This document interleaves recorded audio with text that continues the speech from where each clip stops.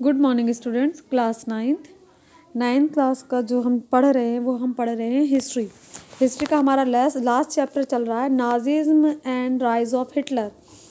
आज हमारा topic of discussion है political radicalism and economic crisis. सियासी रेडिकलिज्म और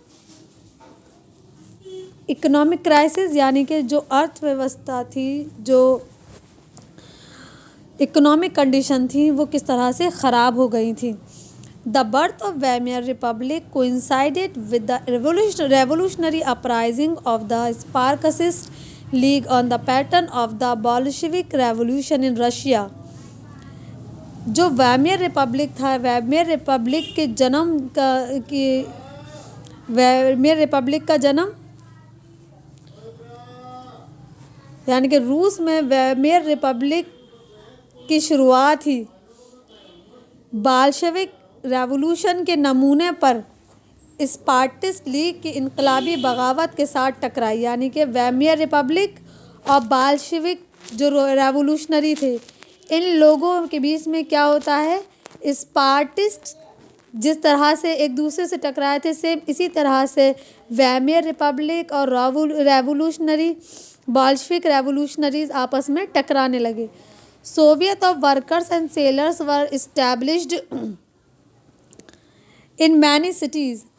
बहुत सारे शहरों में मज़दूरों और जिहादियों ने, सोल्जर्स ने और जिहादियों ने और वर्कर्स ने, जो भी सोवियत के वर्कर्स थे, सेलर्स थे, इन सब ने, कौन कौन, सेलर्स में आगे जहाज़ी और वर्कर्स मज़दूर, इन लोगों ने क्या किया, इन लोगों ने सोवियत कायम की। लिखा है ना, Soviet of workers and sellers were established in many cities.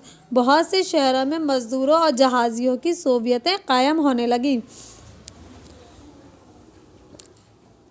The political atmosphere in Berlin was charge with demand for the Soviet style government. Berlin की जो पॉलिटिकल माहौल था, वहाँ की जो सियासत थी, उसमें सोवियत तर्ज की हुकूमत के मुकाबले का ज़ोर था। यानी कि बर्लिन की जो सियासी माहौल था वो भी बिल्कुल वैसा था जैसे कि सोवियत यूनियन में जो हुकूमत थी उसमें जितना ताकत थी, वो जितनी मजबूत थी, इसी तरह से बर्लिन की सियासी माहौल था। Those opposed to this, such as socialists, democratists and Catholics, meet in Weimar to give shape to the democratic republic.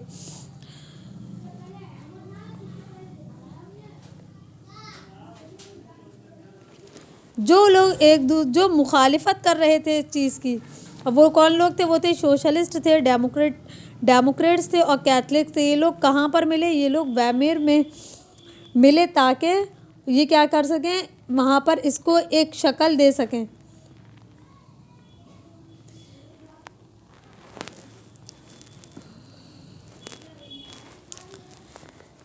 आप समझ रहे हैं कि जो लोग अपोजिशन में थे इसके, या जो लोग इसकी मुखालिफत कर रहे थे, जो इसके अगेंस्ट में थे, वो थे सोशलिस्ट थे, डेमोक्रेट्स थे और कैथलिक्स थे। ये लोग वेमार में मिले, इन लोगों ने एक मुलाकात की, मीटिंग की, ताकि इसको एक डेमोक्रेटिक रिपब्लिक की शक्ल दी जा सके। The Weimar republic crush the uprising with the help of war veterans organisation called Freikorps. Weimar republic ने इस बगावत को आज़ाद दस्ते नाम की तंजीम की मदद से कुचल कर रख दिया। क्या किया, जो वेमार रिपब्लिक था उसने इसको क्रश, बिल्कुल दबा दिया। किसकी मदद से, एक फ्री कॉर्प थी, आज़ाद दस्ता, यानी कि एक ऑर्गेनाइजेशन थी वेटरन में, जिसकी मदद से इस को बिल्कुल दबा दिया गया, इस तंजीम को कुचल दिया गया। उसके बाद क्या होता है, फ्री कॉर्प्स, एक आज़ाद दस्ता, फ्री कॉर्प कहते हैं। The anguished Spartacist later founded the Communist Party of Germany. उसके बाद क्या होता है, नाराज़ जो भी लोग स्पासिस्ट में थे, जो गुस्से में थे, स्पासिस्ट जो नाराज़ थे, उन्होंने बाद में जर्मनी में कम्युनिस्ट पार्टी की बुनियाद डाली।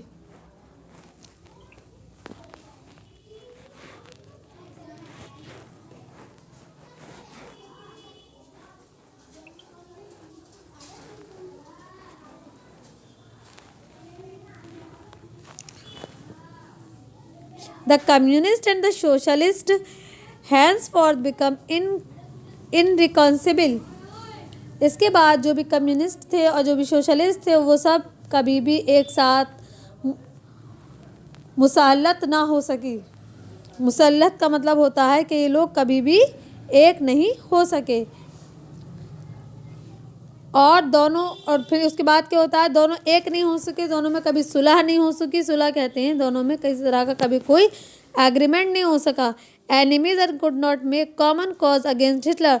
और दोनों ही एक दूसरे के कौन बन गए, दुश्मन बन गए, और हिटलर के खिलाफ एक मुश्तरका मुहाज बन गया। और दोनों एक दूसरे के खिलाफ बन गए और ये दोनों हिटलर के खिलाफ क्या हो गया, एक कॉमन मुश्तरका मुहाज बन गया। Both revolutionaries and militant nationalists crave for radical solution. इनकलाबियों और कौम परस्त इंतहा पसंदों ने बुनियादी हल के लिए दरख्वास्त की। यानी कि वो लोग जो लोग रेवोल्यूशनरीज थे, और वो लोग रेवोल्यूशनरी किसको कहते हैं, इनकलाबी को, और मिलिटेंट नेशनलिस्ट किसे कहते हैं, इंतहा पसंद। तो इन दोनों ने ही किसके लिए कोशिश की कि एक हल निकालना चाहिए, बुनियादी हल निकालना चाहिए, इस तमाम परेशानियों का एक हल निकालना चाहिए। Political radicalisation was only heightened by the economic crisis of 1923। 1923 में जो पॉलिटिकल कंडीशंस जो इकोनॉमिक हालात थे, इकोनॉमी बुरी तरह से बर्बाद हो चुकी थी, उसकी वजह से सियासी पॉलिटिकल रेडिकल और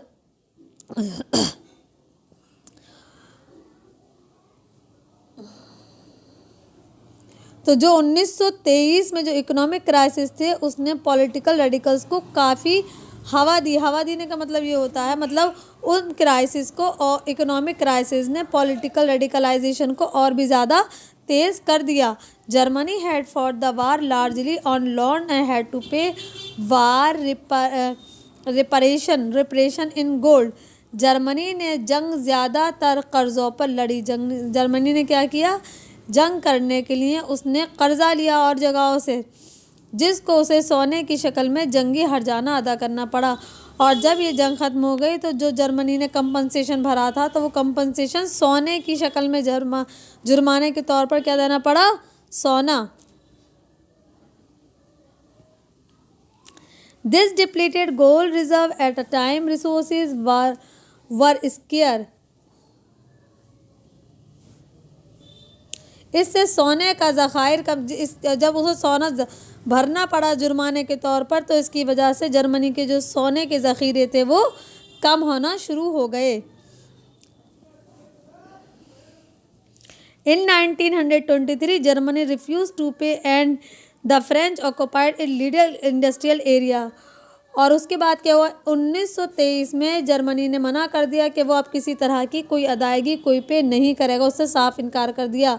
और इसके बदले में फ्रांस ने क्या किया, फ्रांस ने कोयले पर कब्ज़ा होने के लिए उसके अहम सनती इलाके रूहर पर कब्ज़ा कर लिया।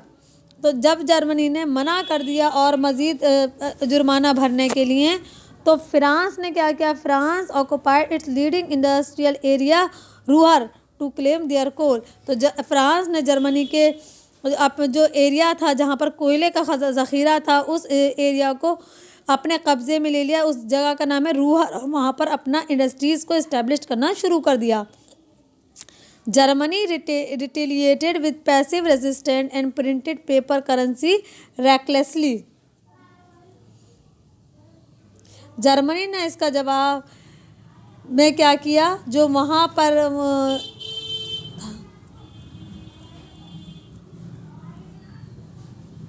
तो उसने जर्मनी ने क्या किया, आप देखिए, Germany retaliated with passive resistant and printed paper currency के जर्मनी ने इसके जवाब में ये किया कि जर्मनी ने अंधाधुंध मतलब ज़रूरत से ज़्यादा जो कागज़ करेंसी थी उसको छाप डाला। जब छपा हुआ रुपया गर्दिश में बहुत ज़्यादा हो गया, जर्मन मार्क की कीमत गिर गई।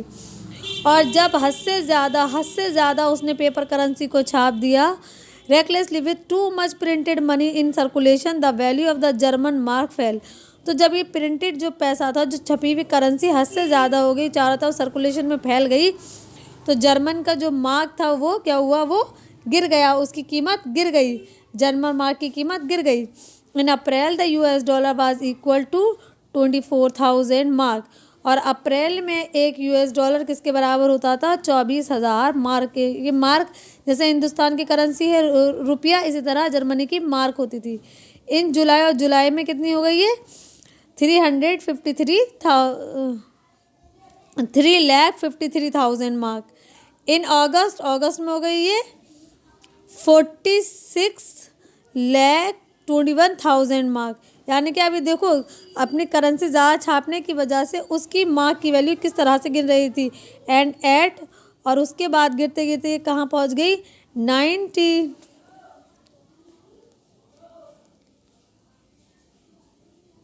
98,08,60,000 mark. By December the figure had run into trillion, और दिसंबर तक ये जो गिरने, यानी कि 1 यूएस डॉलर की कीमत थी जो इतनी बढ़ रही थी, और जर्मनी के मार्क की कीमत घट रही थी, और दिसंबर पहुँचते पहुँचते ये जो घटती हुई कीमतें थी ये ट्रिलियन में पहुँच गई। As the value of mark collapsed, अरबों तक पहुंच गई। जो मार्क की कीमत लड़खड़ाई, जैसे जैसे मार्क जो जर्मन की करेंसी थी उसकी वैल्यू गिरी, प्राइस ऑफ गुड्स सोअर्ड।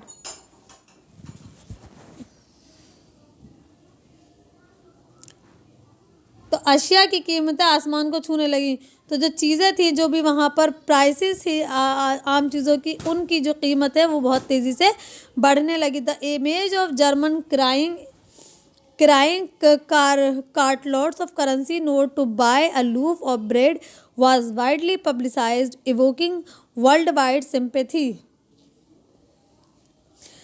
जर्मनों की इन तस्वीर ने बड़ी शोहरत पाई, जिनमें पार्टी में एक डबल रोटी खरीदने के लिए गाड़ी भरकर करेंसी जा रही थी, जिससे पूरी दुनिया को हमदर्दी हुई। आप समझ रहे हैं ना कि वहाँ पर क्या हो गया, कि वहाँ पर एक तस्वीर देखो है जिसमें ये दिखाया जा रहा था कि एक रोटी ख़रीदने के लिए, एक ब्रेड ख़रीदने के लिए, एक डबल रोटी ख़रीदने के लिए एक बार एक पूरी गाड़ी भरकर करेंसी जा रही थी। इस तस्वीर को देखकर पूरी दुनिया मतलब सदमे में आ गई। पूरी दुनिया को अंदर एक सिंपैथी पैदा हो गई कि भाई जर्मन की हालत अब बहुत बुरी हो गई है कि वहाँ पर एक ब्रेड ख़रीदने के लिए कार्टलोड, एक गाड़ी भर के करेंसी नोट जा रहे हैं, तब कहीं जाकर एक रोटी, डबल रोटी नसीब होगी लोगों को। तो इससे तरह पूरी दुनिया की सिंपैथी, पूरी दुनिया की हमदर्दी जर्मनी की तरफ, पूरी दुनिया का रुझान जर्मनी की तरफ हो गया। ये बहरान शदीद जोर, this crisis came to be known as the hyper inflation, a situation when prices rise phenomenally high. ये जो क्राइसिस थे, जो इकोनॉमिक क्राइसिस थे, एक क्राइसिस को उर्दू में बेटा बहरान कहते हैं। ये बहरान शदीद ज़र का फैलाव कहलाया, जो एक ऐसी सूरत हुई जिसमें अशिया की कीमतें आसमान को छूने लगी। तो ये आप समझ रहे हैं ना, ये जो इकोनॉमिक क्राइसिस थे, ये क्राइसिस ऐसी क्राइसिस थे कि जिसमें चीज़ें की जो खाने पीने की चीज़ें हैं उनकी जो कीमतें हैं ना वो आसमान को छू रही थी, और लोगों के लिए उनको ख़रीदना बहुत मुश्किल हो रहा था। मुश्किल इतना हो रहा था कि उन्हें एक छोटी सी मामूली ब्रेड को ख़रीदने के लिए एक करेंसी भर के नोट देने पड़ते थे, तब कहीं जाकर उनको वो एक मतलब एक ब्रेड हासिल हो पाती। Eventually the Americans intervened and bailed German out of the crisis by introducing the Dawes plan which revoked the terms of the reparation to ease the financial burden of the German. आखिरकार अमरीकियों ने दखलंदाज, अब अमरीकियों ने देखा जब कि Germany की हालत इतनी बुरी हो गई है, तो फिर उन्हें उसमें दखलंदाजी, इंटरफियर करना पड़ा और डाज मंसूबे की शुरुआत की। और फिर अमेरिका ने किस चीज़ की शुरुआत की? डेव्स मंसूबे, लिखा है ना, उसको हिंदी में अगर हम कहेंगे तो उसे डाज पढ़ेंगे और इंग्लिश में ये डेव्स प्लान। तो एक प्लान यानी मंसूबा, एक डेव्स प्लान की शुरुआत की, एक डेव्स प्लान को इंट्रोड्यूस किया। जर्मनों पर माली बोझ को कम करने के लिए जाने की शराइत दोबारा तैयार की गई। और इस डेव्स प्लान के अकॉर्डिंग जर्मन के जो लोग थे उन पर जो माली बोझ बढ़ रहा था, जो फाइनेंशियल बर्डन उनके ऊपर था, उसको कम करने के लिए, जो भी रेप्रेशन था उसकी शर्तों को दोबारा से तैयार किया गया, दोबारा से उसको शर्तें बनाई गई, शर्तें तय की गई ताकि जो जर्मन लोग हैं उन पर इस कंपनसेशन का जो बोझ है, जो माली बोझ है, उसको कम किया जा सके। नेक्स्ट टॉपिक हमारा the year of depression. Year of depression, इसे हिंदी में कहेंगे कसादबाजी के साल। ईयर ऑफ डिप्रेशन यानी कि ऐसा साल जिसमें तमाम जर्मन लोग बेइंतहा परेशान थे। क्या थे? परेशान। This topic I will discuss in next video. Thank you very much. आप बेटा इस टॉपिक को पढ़ लीजिएगा, द ईयर ऑफ डिप्रेशन।